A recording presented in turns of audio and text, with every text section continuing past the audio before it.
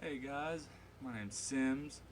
This is just to serve as my introduction video, kind of let you guys know who I am, what I'm about, what I'm going to be talking about on the channel. I'll give you a little backstory of how I got busted, ended up in prison, my stories through there, and just a bunch of other relevant topics. So my story kind of starts when I was 14. Started smoking weed. I was probably selling weed right at the same time I started smoking it, just to pay for it.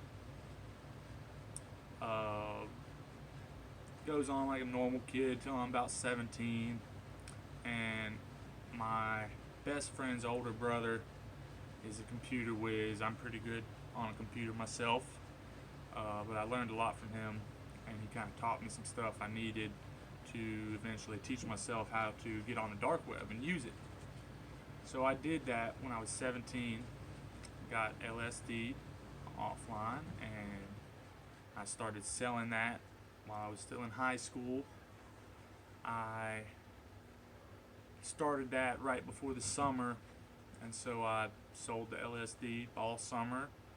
By the end of that summer, I'd saved up enough money that I felt like I could branch out, and decided to buy some weed to sell that too, and eventually MDMA and cocaine and all about anything else you can name. Uh, I was really big into research chemicals and designer drugs. I actually sold a lot of this stuff that is a replacement for LSD that gives you the same effects, but it's not a controlled substance. Well, it is controlled federally in the U.S., um, but I dodged charges for it on the state. The stuff's called 2,5-I, and I was selling a lot of that. I was with a girl this whole time, dating her, and she eventually became my co-defendant. In 2015, when I was 19 years old, uh, her and I got arrested by narcotics officers after they did a controlled buy on us. We were set up by a long-term friend of both me and my girlfriend, and she basically just wore a wire to the deal, had the cops watching it, did this to get out of some trouble of her own, and she paid us in marked bills. So we get pulled over a little down the road, and we play like nothing's going on. We don't have anything in the car. We think we're good. They search the car a bunch, and then after they can't find anything, a narcotics detective steps forward and just shows us the bag of coke and said, "Hey, you got set up. That's what it is. You you're busted now. So we got you for that." So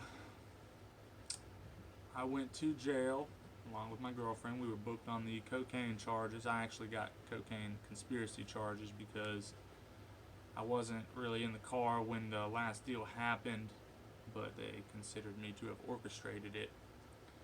So my girlfriend and I told the cops that we each lived at our parents' houses and that we were in college. They talked to her mom, and she told them about a duplex we were renting from my girlfriend's grandfather. So they get a warrant and they go raid that place while we're stuck in county jail. And I rack up a whole bunch of other drug charges for about anything you can name. More cocaine, a couple pounds of weed, DMT, mushrooms, LSD. There was a lot of 2,5-I there. There was actually over 10,000 tabs of 2,5-I on paper. But like I mentioned before, it's a research chemical, not scheduled on the state level in North Carolina yet. So they just tested that for LSD, and when they saw that it wasn't, came back negative for LSD, they threw those charges out. Unfortunately, I did get an MDMA trafficking charge for getting caught with about 189 grams of ecstasy, and that carries mandatory minimum time. So I'm locked up in the county jail for about 8 months. My bond was $375,000. Couldn't make it. This is my first ever offense. After about 8 months, they drop it down to $80,000, and I make bond. Um, Eventually, I come back because I had mandatory time to do it. I was gonna eventually, but my bond was revoked by a bondsman who was strung out on drugs and tweaked out at the time. That story to come.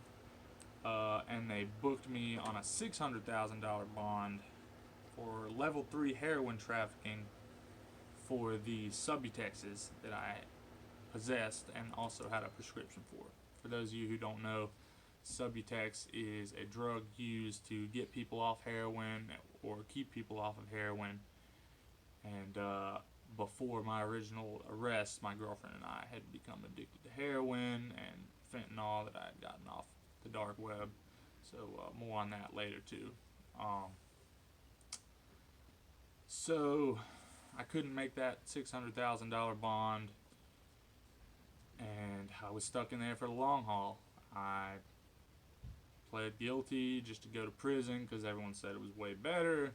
I'm thinking I'm going to go there to a minimum security prison because it's my first offense, and I'll get work release and be able to leave the prison for a job and save up money for when I get out. So I go to Polk, which is a youth processing center in North Carolina.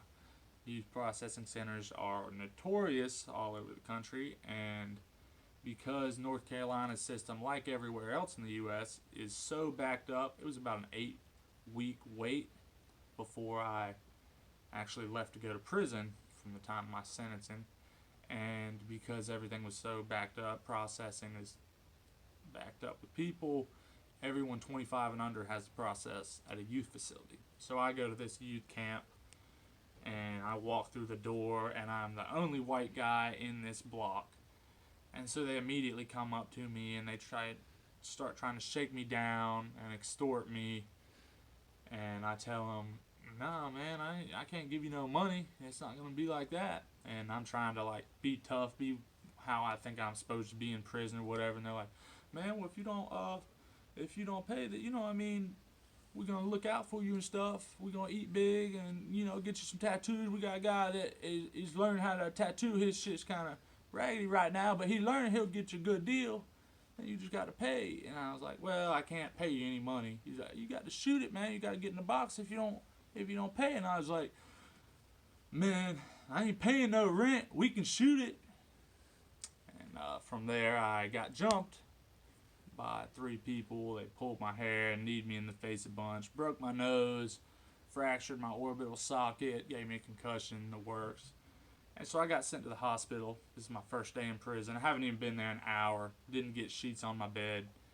And when I come back from the hospital, they put me in solitary and they charged me with institutional violence charge, which is a charge you get for stabbing someone or hurting someone with a weapon or sending someone to the hospital. I got the charge because I was involved in a fight where someone went to the hospital, is what they told me. But really, it was my first day. I got jumped, and I was the only guy who got hurt at all. So I was the one that got sent to hospital. So this institutional violence charge means I can't go to minimum custody and get work release. I'm waiting now to go to closed custody or maximum security. It's called closed custody in North Carolina. So that's where I go. I go to max security prison Alexander in Taylorsville, North Carolina. I was there about a year, and then I worked my way down to medium custody. From there, I went to Mountain View, which is in Spruce Prime, North Carolina, and it's a big, looks like a concentration camp, and they have 108 people living in one big concrete room with 3 floors of cells. So it was pretty crowded. It was kind of like living in a slum. Although the camp did have a couple redeeming factors. One of them being it had a softball field. Unfortunately, I didn't get to enjoy that very long because COVID made them take away all recreational activities from us, including the weight piles. So then I went to Pender County Correctional, which is a prison on the East Coast in North Carolina. It was more like a camp or a compound than a prison. It was had fences, not walls. The yard where you're free to roam encompassed pretty much the entire camp. There was different buildings for different dorms, and you weren't allowed to, but you could still go into other dorms and hang out with people or whatever. It was a really laissez-faire attitude across the whole camp. Cops and convicts kind of stayed out of each other's way. The canteen was run outside, and there was like an open-air market outside of it where people would sell their radios or their drugs or drawings or whatever they could do to hustle up some money. It was just like an open air market outside of it. The camp almost ran itself in a lot of ways. One thing in particular was the cafeteria. It was easy to double back there and, go eat again if you wanted to. They didn't really bust down on people for doing that, give them a hard time for it, but it did happen. The camp also sold, or not the camp, but the inmates who worked in the kitchen would cook custom meals, sausage, egg, and cheese biscuits, burgers, fried fish platters, all kinds of stuff, real meals. And for a couple of dollars, you could eat a real meal, whatever they were serving that day. They just had something on the menu every day. Or if you like something on the tray, obviously all the kitchen workers, for 2 stamps, they'll give you as much cake as you can carry back or whatever it is you want. So that was a pretty decent experience as far as prison goes, although it was a little more violent and wild because it was kind of run by the inmates, but good comes with the bad. So that's pretty much my story of prison. Just recently got out. I went back to Mountain View and I was released from there. And so now I'm starting this channel. I'm going to share a bunch of these stories with you guys. I think you'll really like them. I know I kind of get a kick out of them. It's easier to find humor in it now that I'm out. And, I got stories from how I got busted and my history before that. I'll get into all that. But I'm not just going to cover prison stuff on my channel. I'm going to cover, like I said before, related topics, which is anything I think you guys might be interested in. I'm really into science and medicine and criminology, so I'll be doing research and posting studies on all this stuff. For instance, like why some drugs are more popular than others, why certain drugs dominate the markets, why certain drugs are the most popular thing in one area, but that changes depending on where you go. Study about the supply of drugs. I'm going to study drug use and trafficking trends across the U.S. and the entire world, and the drug problem in other countries. I'm going to do some studies on specific drugs and research chemicals, definitely.